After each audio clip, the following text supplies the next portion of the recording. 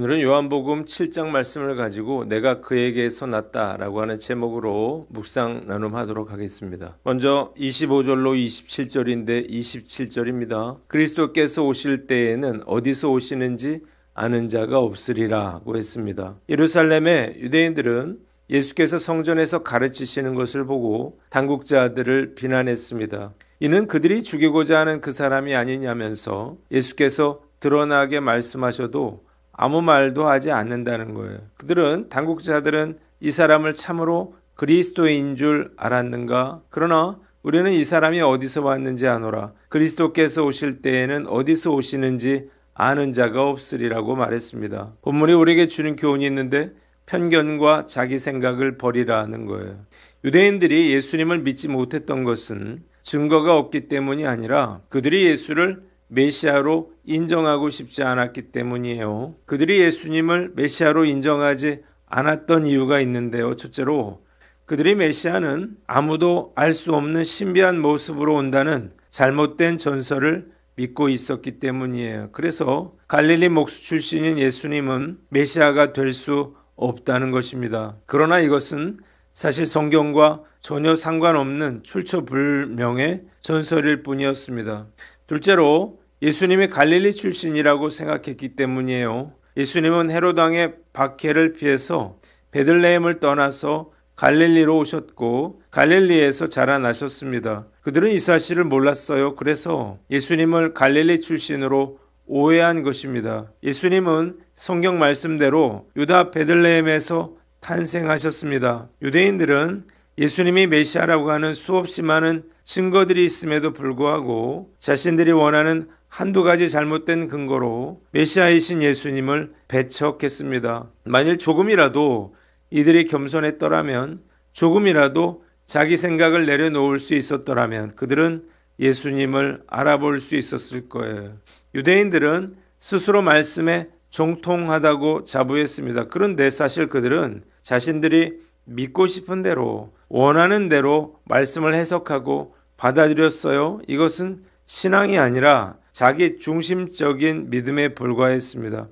만일 예수께서 이 세상에 다시 오신다면 어떨까요? 과연 우리가 예수님을 알아볼 수 있을까요? 편견과 자기 생각을 버리지 못한다면 얼마든지 우리도 역시 예수님을 몰라볼 수 있을 거예요. 지금도 유대인들처럼 그릇된 자기 신념에 빠져서 신앙생활을 하는 분들이 적지 않습니다. 예수를 믿는다고 하면서도 여전히 자신이 삶의 왕좌에 앉아있기 때문이죠. 자기를 내려놓지 못하면 신앙의 열심이 오히려 문제를 일으키고 주님의 영광을 가리울 수가 있는 것입니다. 또한 다 안다고 생각하는 교만한 마음을 버려야 할 거예요. 벼가 익을수록 고개를 숙이는 것처럼 알면 알수록 아는 것이 없음을 깨닫는 것이 신앙의 세계이고 믿음의 세계인 것입니다. 편견과 자기 생각에 갇히지 않도록 겸손한 마음으로 주의 뜻을 구하는 저와 여러분들 되시기를 바랍니다. 두 번째, 28절로 30절인데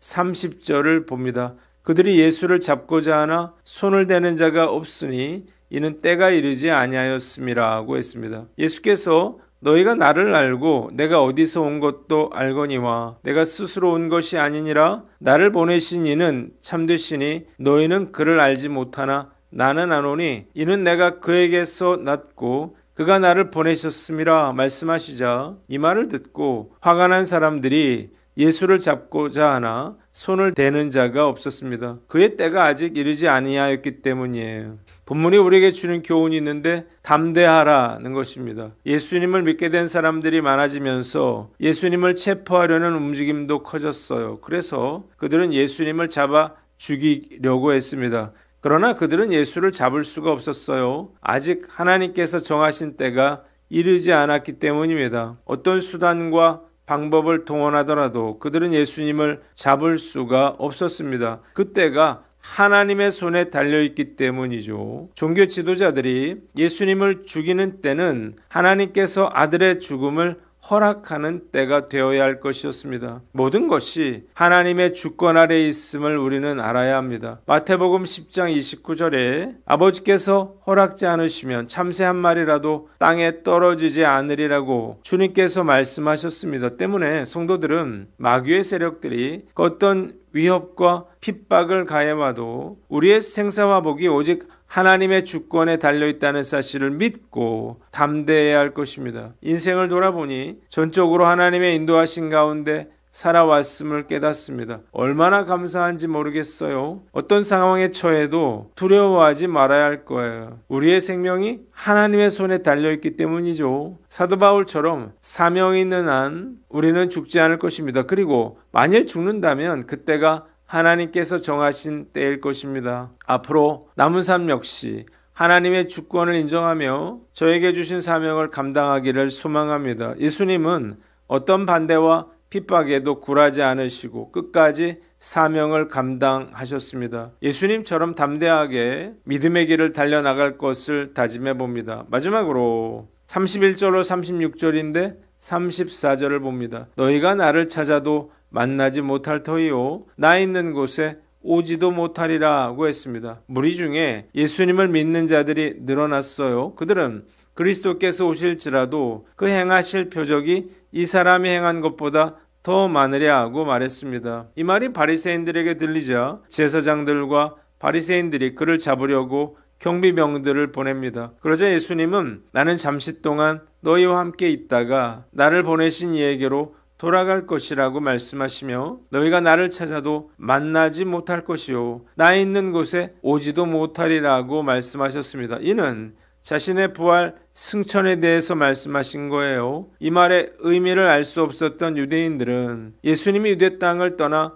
헬라 지역으로 가서 이방인들을 가르치려는 것으로 오해했습니다. 그들은 나를 찾아도 만나지 못할 것이라는 주님의 말씀이 담긴 영적 심판과 이별의 의미를 전혀 깨닫지 못했습니다. 본문이 우리에게 주는 교훈이 있는데 은혜의 기회를 놓치지 말라는 거예요. 예수님은 나는 잠시 동안 너희와 함께 있다가 나를 보내신 분께로 간다고 말씀하셨습니다. 이는 구원의 주님을 만날 수 있는 은혜의 때가 영원히 열려있는 것이 아님을 경고하신 것입니다. 유대인들은 눈앞에 메시아를 두고도 그분이 메시아인 줄 알지 못했고 단지 인간적인 호기심으로만 반응했습니다. 우리가 주님의 말씀을 듣고 결단해야 할 때는 바로 지금이에요. 하나님은 우리를 기다려주시지만 그 기회의 문이 닫히는 날이 반드시 올 것입니다. 그때가 되면 찾고 싶어도 찾지 못하고 가고 싶어도 갈 수 없는 안타까운 상황에 직면하게 될 거예요. 신앙은 내 시간표에 맞추는 게 아니라 주님이 허락하신 기회에 즉각 반응하는 것입니다. 어느 기차역에 아주 느긋한 여행객이 있었어요. 기차가 곧 출발한다는 안내 방송이 나왔지만 그는 여간에 상점을 구경하고 커피를 마시면서 시간을 보냅니다. 기차가 들어오는 소리를 들었지만 기차는 또 올 텐데 뭐 그리 서두르나 하면서 여유를 부렸습니다. 하지만 그가 타야 할 기차는 그날의 마지막 기차였어요. 마침내 그가 승강장으로 나갔을 때에 기차는 이미 멀리 사라지고 말았습니다. 그는 용무원에게 달려가서 사정해 보았지만 용무원은 안내방송을 못 들으셨나요? 차갑게 대답할 뿐이었습니다. 주님은 유대인들에게 내가 아직 너희와 함께 있을 때 나를 찾으라고 말씀하신 것처럼 은혜 받을 기회의 문이 닫히기 전에 그분을 붙잡고 영원한 생명의 길로 걸어 들어가야 합니다. 그런데 안타깝게도 사람들은 세상의 즐거움과 바쁜 일상에 취해서 그 음성을 무시해요. 나중에 믿지. 더 즐기다 가야지. 라고 미루는 사이에 은혜의 기차는 떠나가는 것입니다. 주님이 내가 너희와 함께 있을 동안이라고 말씀하신 그 긴박함을 깨달아야 할 거예요. 마귀의 가장 큰 전략은요. 믿지 말라가 아니라 나중에 믿어라 라고 말하는 것입니다. 오늘 나에게 주신 회개의 마음, 사랑의 결단, 헌신의 기회를 내일로 미뤄서는 안 되는 거예요. 오늘이 내 인생의 마지막 기회인 것처럼 최선을 다해 살아야 합니다. 찾아도 만나지 못할 때가 오기 전에 말씀과 기도의 자리에서 우리 주님을 뜨겁게 만나야 하는 것입니다. 내 삶의 주인이 누구인지